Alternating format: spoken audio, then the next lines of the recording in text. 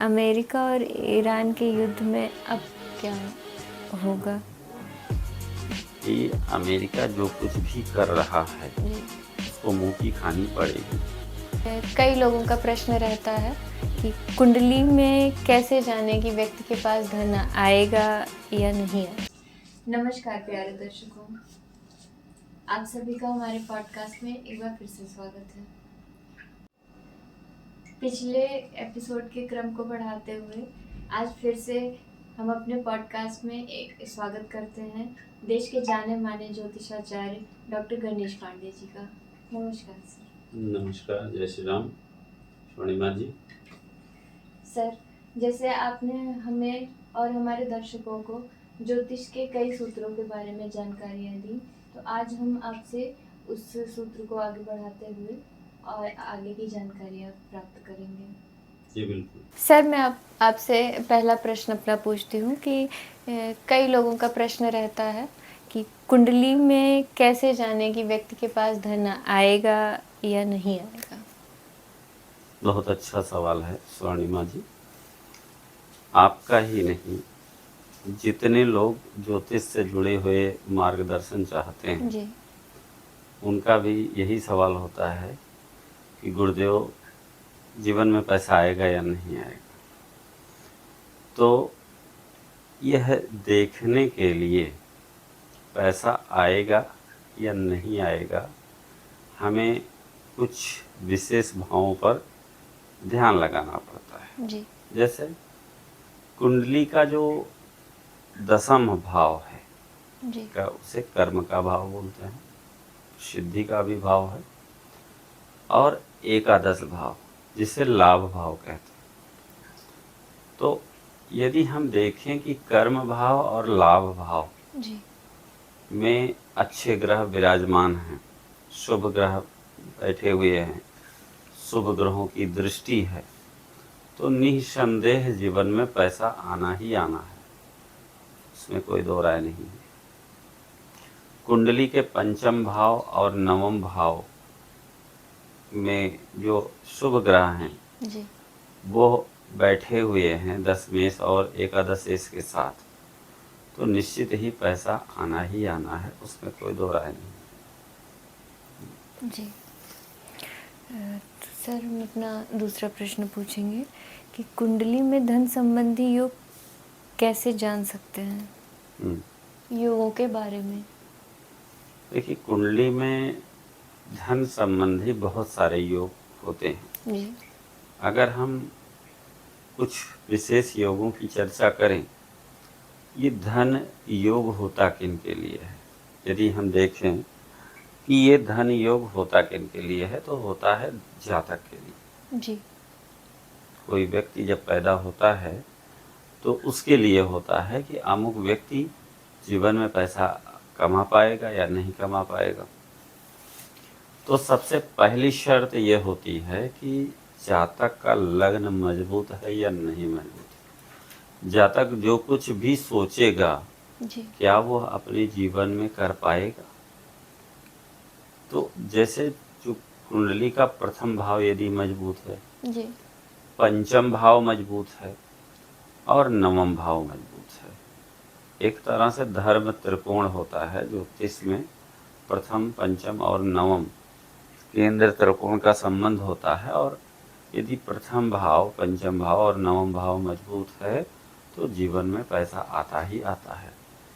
कुंडली के पंचम भाव और एकादश भाव में यदि राहु, केतु और राहु का संबंध हो, यानी कि पंचम भाव में केतु हो जी। और एकादश भाव में राहु हो, तो भी जीवन में पैसे की कमी नहीं होती है, जीवन में पैसा आता ही आता है। कुंडली के तीसरा सूत्र अगर हम देखें तो कुंडली के चतुर्थ भाव और पंचम भाव के स्वामियों का संबंध, और चतुर्थ भाव एवं पंचम भाव का मजबूत होना, यानी कि चतुर्थ भाव और पंचम भाव पर शुभ ग्रहों की दृष्टि होना जी। जीवन में धन की कमी को नहीं आने देता है।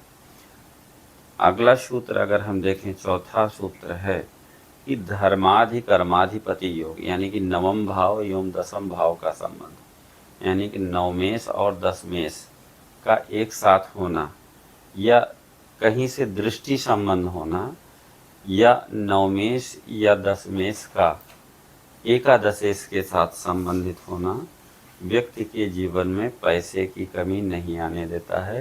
जीवन में पैसे आते ही आते हैं, धन की कमी नहीं होने देता। जी सर, कुछ लोगों की ये प्रश्न होते हैं, कुछ क्या लगभग के होते होंगे कि पैसा तो आता है पर बचता नहीं। जी, तो ये कैसे?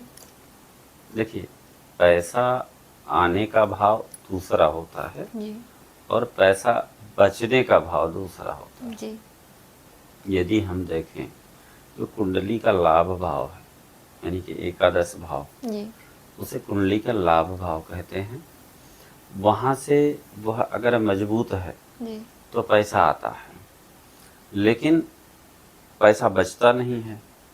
तो इसके लिए हमें कुंडली का द्वितीय भाव यानी कि धन भाव भी देखना पड़ता है। उसका भी मजबूत होना जो है जीवन में कुंडली में होना मांगता है। जी जी जैसे क्योंकि कुंडली का जो एकादश भाव है उसे तो लाभ भाव कहते हैं, आय का भाव कहते हैं, और कुंडली का जो दूसरा घर है उसे धन भाव, वाणी का भाव, यानी कि दूसरे भाव से हम बैंक बैलेंस देख सकते हैं। जी एकादश भाव से हम आपके महीने की इनकम देख सकते हैं या डेली की इनकम देख सकते हैं, लेकिन कितना पैसा आप उसे बचा के रखते हैं उसको हम सेकंड हाउस से देखते हैं। जी अब सेकंड हाउस में शुभ ग्रहों की युति है, शुभ ग्रहों की दृष्टि है, तो आपके जीवन में पैसे की कमी नहीं आने देता है। कभी कभी होता है कि लोग पैसा कमाते हैं, इधर से पैसा आया उधर से चला गया, ये लगभग लोग यही होता है। लेकिन जिनका सेकंड हाउस मजबूत होता है तो पैसा आता भी है और बचता भी है। जी ये सारी चीज़ें। सर, आगे पूछना चाहेंगे कि जीवन में सुख होंगे या नहीं होंगे, ये कुंडली में किस माध्यम से देखा जाता है? बहुत अच्छा सवाल है।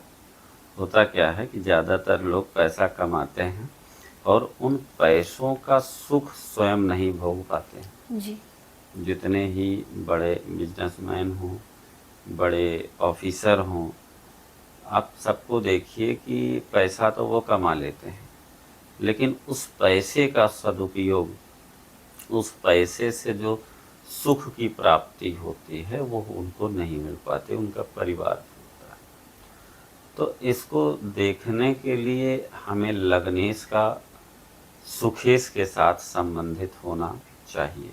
जी जैसे प्रथम भाव के स्वामी हैं या प्रथम भाव का संबंध चतुर्थ भाव से हो, यानी कि चौथा घर सुखों का होता है, भूमि, भवन, वाहन, माता का सुख। और चतुर्थ भाव से हम प्राथमिक शिक्षा भी देख सकते हैं, जी यानी कि और माता को ही ज्योतिष में आदि गुरु की संज्ञा दी गई है। जी तो कहते हैं कि फोर्थ हाउस यदि व्यक्ति का मजबूत है, चतुर्थ भाव यदि मजबूत है, चतुर्थेश और प्रथमेश का संबंध है, जी तो ऐसे लोग जीवन में पैसा कमाते हैं और उस पैसे का सुख भी प्राप्त करते हैं। जी सर, हमारा अगला प्रश्न है कि प्रसिद्धि हमें अपनी संतान से मिलेगी या नहीं, ये कैसे हमें पता चलेगा? देखिए, कुंडली का जो पंचम भाव होता है वो संतान का होता है। जी